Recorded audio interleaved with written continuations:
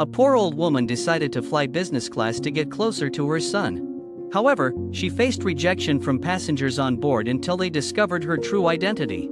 But before we start, smash the like button and make sure to subscribe if you haven't and hit that notification bell so that you won't miss any new stories. Rhea felt self-conscious.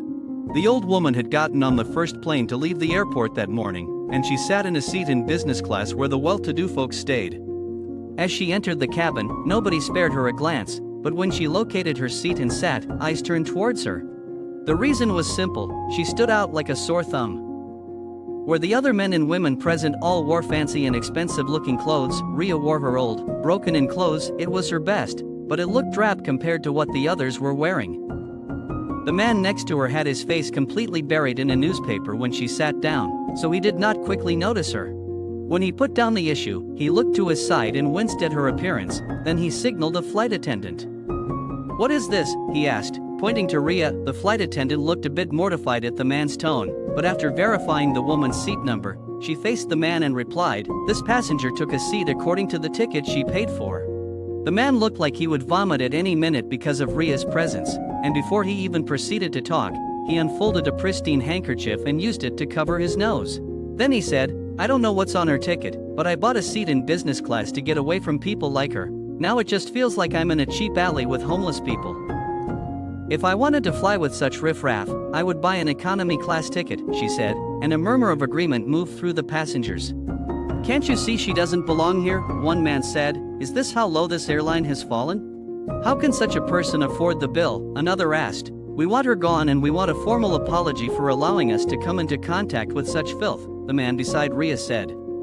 "I'm okay, this too shall pass," she kept repeating under her breath like a mantra. Still, she heard how they spoke of her, and it hurt her very deeply that people could be so cruel. Before she knew it, sad tears cascaded down her slightly wrinkled cheeks. "Perhaps I'll just leave," Rhea thought, then started to gather her things with shaky hands. Rhea fell to her knees and inadvertently spilled the contents of her purse. She started to collect her things with trembling hands, knowing she was the focus of everyone in the cabin. An expensively dressed lady who had been sleeping peacefully until the ruckus woke her got up from her seat and also went down on her knees to help Rhea.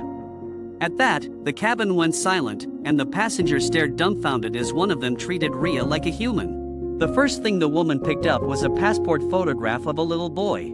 "Thank you very much," Rhea whispered as she collected it from her. "This is my son," she said with a teary smile, still on her knees. "He is the pilot of this plane. He must have grown up to become a handsome young man," the rich old woman said. "How could I know?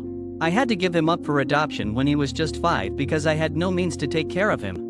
As she spoke, tears fell from her eyes, and the cabin remained silent. "I've been looking for him for years, but I've not been able to find him. Recently, I found out he became a pilot, so I started to go from airport to airport looking for him. Today I found him, but the only way I could get close to him was by boarding this flight. I'm sorry for making you all feel uncomfortable, but I just wanted to be as close to my son as possible, which is why I saved up my money to get this chance.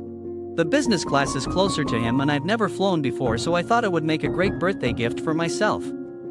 The passengers listened to her story, and by the time she stopped talking, many were crying. Rhea got up eventually and went with the flight attendants, who were hell-bent on introducing her to her son.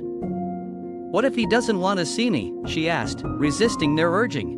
"What if he hates me for abandoning him?" Before the flight attendant could speak, the man who had been against her sitting beside him beat her to it. "You had no choice. I believe he will understand that," he said before quickly diving behind his newspaper again. He was also ashamed. Rhea left with the flight attendant to finally meet her son.